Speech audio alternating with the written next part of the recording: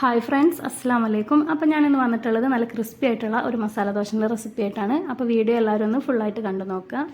അപ്പോൾ ആദ്യം തന്നെ നമുക്ക് അരിയൊക്കെ ഒന്ന് കുതിർത്താനായിട്ടിടാം. അപ്പോൾ അതിനായിട്ട് ഞാനിവിടെ ഒരു ബൗൾ എടുത്തിട്ടുണ്ട്. അതിലേക്ക് ഞാൻ പച്ചരി ഇട്ട് കൊടുക്കുന്നുണ്ട്. 250 ml കപ്പിൽ 2 കപ്പ് പച്ചരിയാണ് ഞാനിവിടെ എടുത്തിട്ടുള്ളത്. അപ്പോൾ അതിട്ട് കൊടുത്തിട്ടുണ്ട്. ഇനി ഇതിലേക്ക് ഞാൻ ആ സെയിം കപ്പിൽ തന്നെ 1/4 കപ്പ് ഉഴുന്നെടുത്തിട്ടുണ്ട്. അപ്പോൾ അതും കൂടെ ഇതിലേക്ക് ചേർത്ത് കൊടുക്കാം. ഇനി നമുക്കൊരു 1/4 ടീസ്പൂൺ ഉലുവ കൂടി ചേർത്ത് കൊടുക്കാം. ഇനി ഇതെല്ലാം കൂടെ നന്നായിട്ടൊന്ന് കഴുകിയതിന് ശേഷം നമുക്കിതൊന്ന് കുതിരാനായിട്ട് വെക്കാം. മിനിമം ഒരു 4 മണിക്കൂറെങ്കിലും നമുക്കിതൊന്ന് കുതിരാനായിട്ട് വെക്കണം.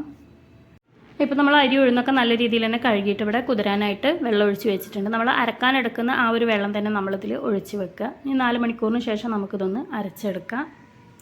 ഇപ്പോൾ 4 മണിക്കൂറൊക്കെ ഒന്ന് കഴിഞ്ഞിട്ട് ഇപ്പോൾ നമ്മുടെ അരിയും ഉഴുന്നൊക്കെ നല്ല രീതിക്ക് തന്നെ ഇവിടെ ഒന്ന് കുതിർന്ന് വന്നിട്ടുണ്ട്. ഇനി നമുക്കിത് അരച്ചെടുക്കാം.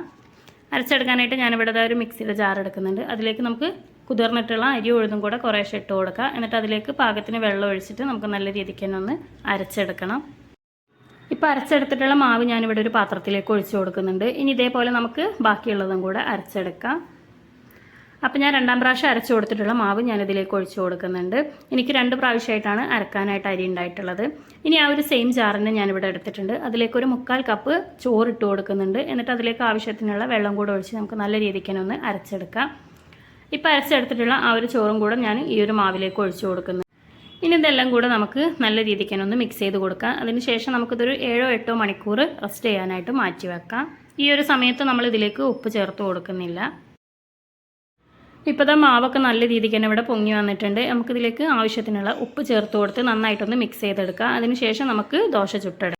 അപ്പോൾ ഞാനിവിടെ ദോശ ചുട്ടെടുക്കാനായിട്ട് ഒരു പാൻ വെച്ച് കൊടുത്തിട്ടുണ്ട്. അതിലേക്ക് നമുക്ക് ഒരു തവി മാവ് ഒഴിച്ച് കൊടുക്കാം. എന്നിട്ട് നമുക്കതൊന്ന് നല്ല രീതിക്ക് തന്നെ ഒന്ന് ചുറ്റിച്ചെടുക്കാം. നിങ്ങളുടെ കയ്യിൽ വലിയ പാൻ ആണെന്നുണ്ടെങ്കിൽ അതിനനുസരിച്ച് നിങ്ങൾക്ക് മാവ് ഒഴിച്ച് കൊടുക്കാം. അപ്പോൾ ഞാനിവിടെ ഒരു തവി മാവ് ഒഴിച്ച് കൊടുത്തിട്ടുണ്ട്. ഇനി അത് നന്നായിട്ട് തന്നെ ഒന്ന് ചുറ്റിച്ചെടുക്കാം.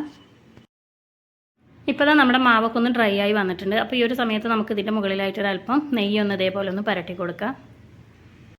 ഇപ്പോൾ നമ്മുടെ ദോശയൊക്കെ നല്ല രീതിക്ക് തന്നെ ഒന്ന് മൊരിഞ്ഞ് വന്നിട്ടുണ്ട്. അപ്പോൾ ഇനി നമുക്ക് ഇതിൻ്റെ മുകളിലായിട്ടൊരു അല്പം മസാല വെച്ച് കൊടുക്കാം. നിങ്ങളുടെ ഇഷ്ടത്തിനനുസരിച്ച് നിങ്ങൾക്ക് മസാല വെച്ച് കൊടുക്കാം. അതിനുശേഷം നമുക്കിതൊന്ന് മടക്കിയെടുക്കാം.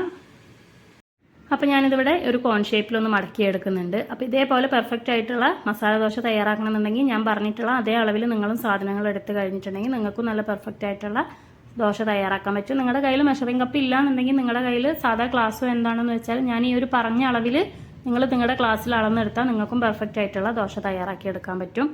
അങ്ങനെ നമ്മുടെ ടേസ്റ്റി ആയിട്ടുള്ള ക്രിസ്പി മസാല ദോശ ഇവിടെ റെഡി ആയിട്ടുണ്ട്. അപ്പോൾ തീർച്ചയായിട്ടും എല്ലാവരും ട്രൈ ചെയ്ത് നോക്കുക. വീഡിയോ ഇഷ്ടപ്പെട്ടാൽ ലൈക്ക് ചെയ്യാനും ഷെയർ ചെയ്യാനും മറക്കരുത്.